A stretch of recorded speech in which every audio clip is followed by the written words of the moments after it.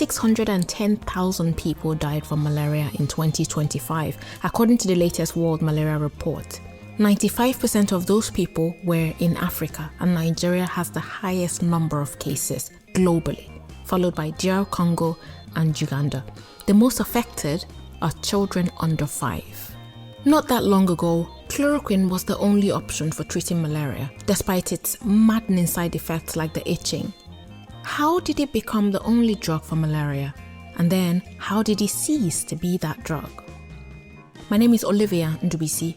This is the Malaria Podcast, Episode 1, Chloroquine. Welcome to the New Vision Podcast. Christian Happy is my name. I'm the founder and the director of the Institute of Genomics and Global Health in Nigeria. Christian Happy is a molecular biologist and TED speaker. He's one of Time's 100 most influential persons of 2025. He's also an adjunct professor at Harvard and founder of the Institute of Genomics and Global Health at Redeemers University in Nigeria. As a kid, I took chloroquine. I was very allergic. I'm one of those people that are so allergic to chloroquine. When I take chloroquine, I have itches all over the place. The itches are worse than the disease itself.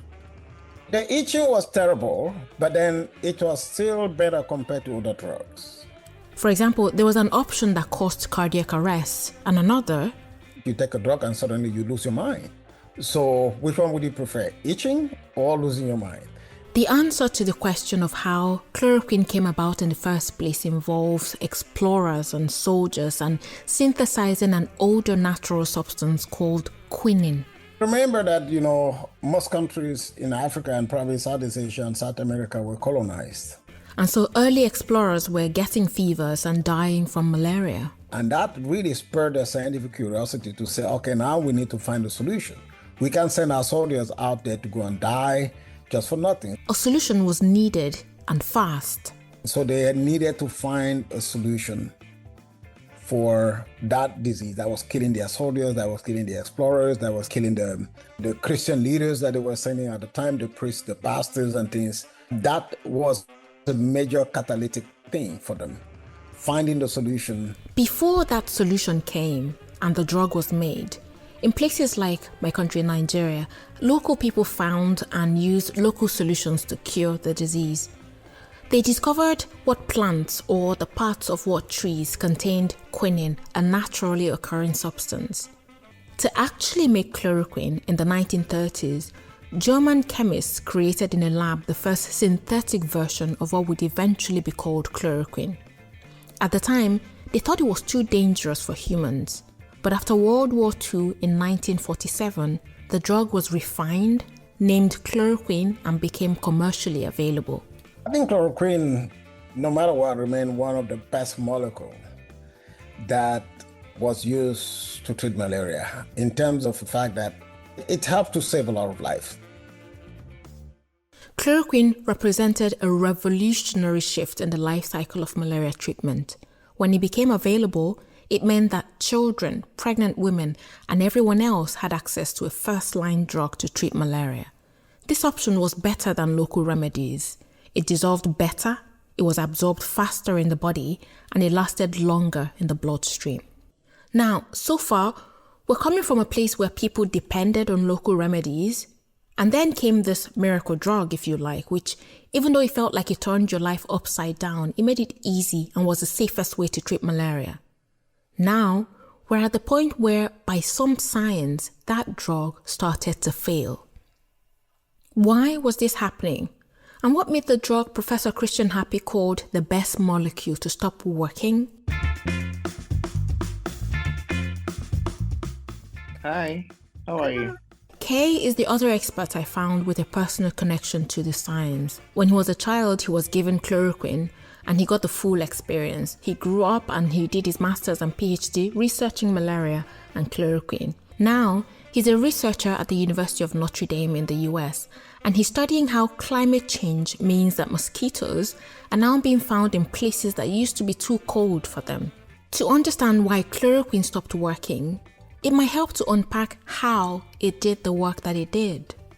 So part of the life cycle of the malaria parasite is that it spends some time in the red blood cell, right?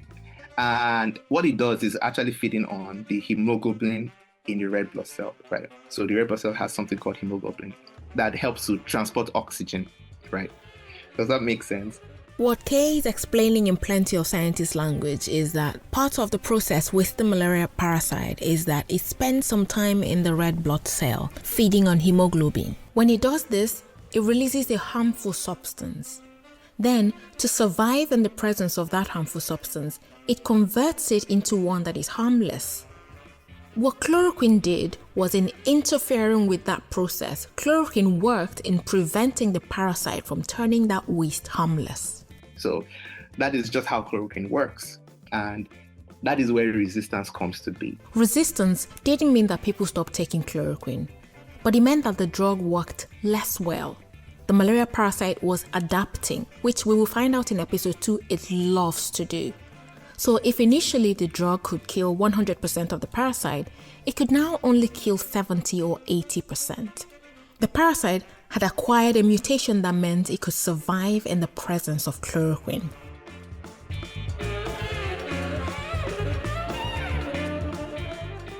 Many factors make resistance happen. One is the ability of the parasite to mutate so that it can evade drugs like chloroquine, but also behavioral issues like becoming ill and getting symptoms that feel like malaria, not confirming that it is malaria before taking malaria drugs. Number 2 is similar to number 1. Generally, people, when they take the drug and they say, oh, you're supposed to use this drug for 3 days, after day 1, when they feel better, they stop using the drug because I'm already better. But that singular act is one of the major drivers of the measures of resistance. From when chloroquine was mass-produced to the first records of resistance was roughly 12 to 15 years. I wasn't sure if that was long or short in the lifespan of a drug. I think it is short, but some people would argue that it is not that short. And I'll explain why. When you factor in how resistance happens, for chloroquine, it was short because it was used as a monotherapy. Monotherapy is when you use one drug instead of combining multiple ones. One of the things that we've come to realize is when, and not just malaria, but parasites generally, when you expose them to just a single drug, they tend to develop ways to resist that drug faster than when you combine multiple drugs. For instance, HIV drug is not just one drug, it's a combination of 2, 3 drugs attacking different parts of the virus. So some would attack the ability of the virus to enter into certain cells. Some would attack the ability of the virus to replicate.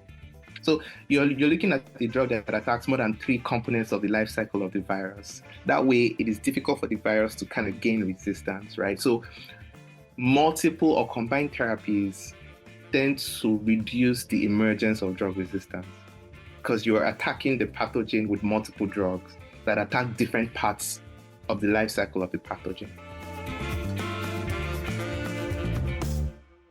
After it became obvious that chloroquine needed to move over for something else, the replacement, that is, the drug that came after, was no longer a monotherapy. It was now a combined therapy drug called the artemisinin-based combination therapy, or ACTs.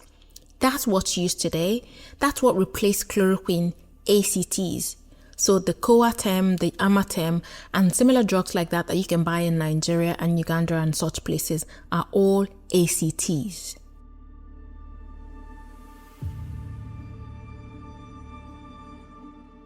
And then in 2011, the WHO acknowledged a threat, confirming resistance to the artemisinin part of that combination therapy.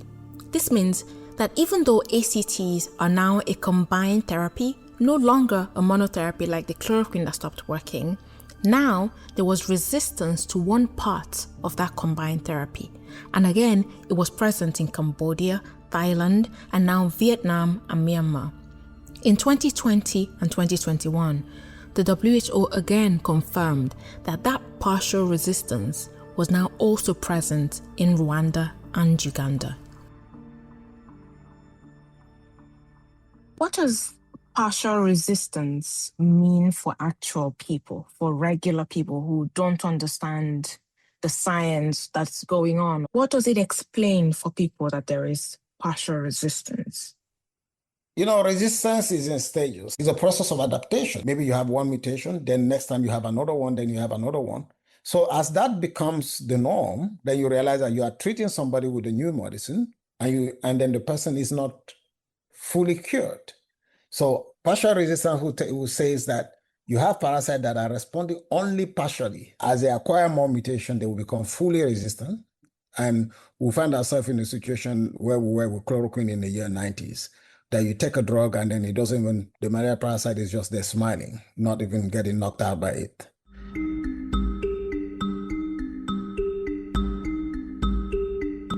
As a Nigerian, and since beginning my reporting for this series, I've been told many stories.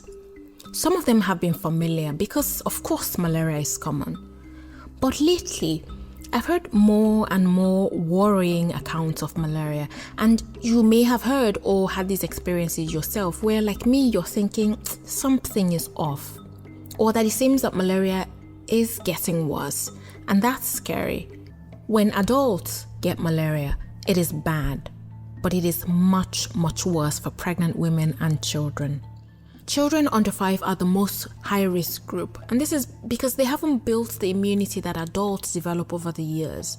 Because of this, they are more prone to having their malaria progress to the severe kind, and sometimes this progression can go from fever to death in about 24 hours. It is also particularly dangerous for pregnant women. It can lead to heart failure during childbirth, a miscarriage, and low weight after a baby is born, which is the single greatest risk for death in newborns. So if adults can shrug off malaria and they find it's not that easy, children simply cannot. My name is Adugo Uzoma Adobimpe.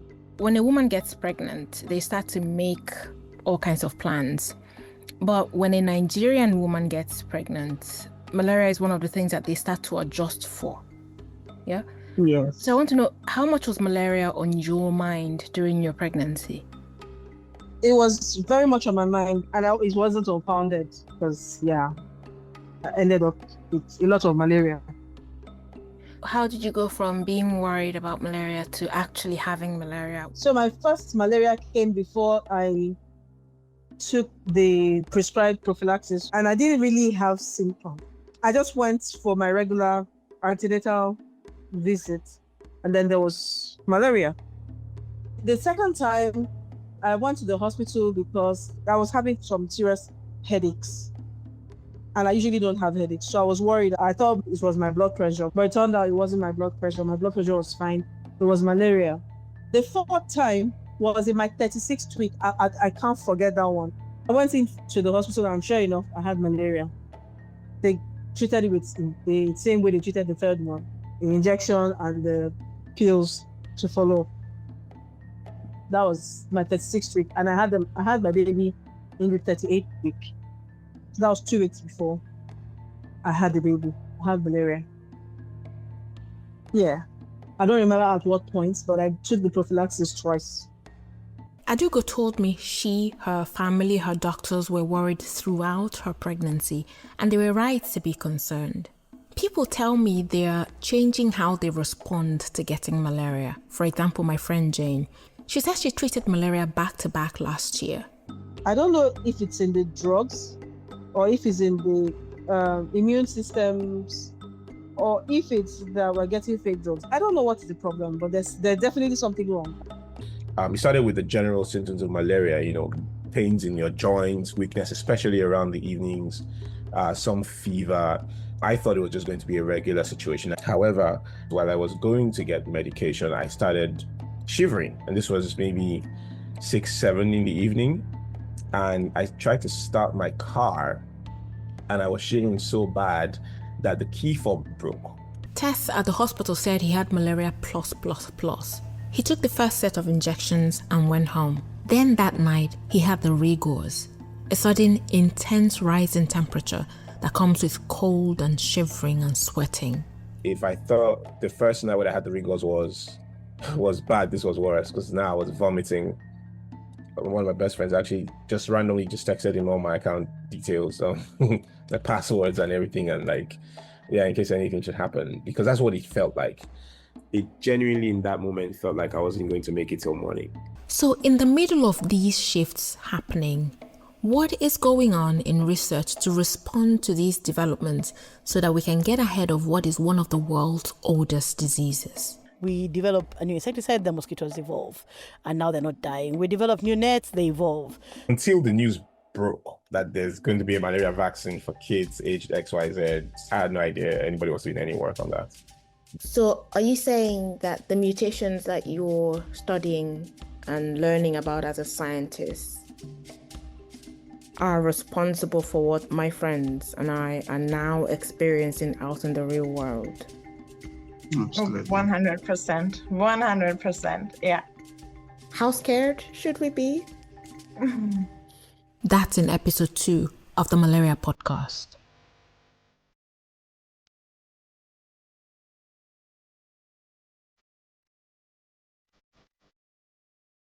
The Malaria Podcast was reported, written, and presented by me, Olivia Ndubuisi. The editor was Alison McAdams. Mixing and sound design by Jamal Roberts. Artwork was made by Ibukun Shobola. Additional production in Lagos by Chika Ago. Theme music by Premium Beat. Thank you to Farida Brahimo, Odinaka Kingsley Obeta, and Bralade Koroye Emenanjo for their help with this episode. The Malaria Podcast was made with funding from the Joan Connor Journalism of Ideas Fellowship.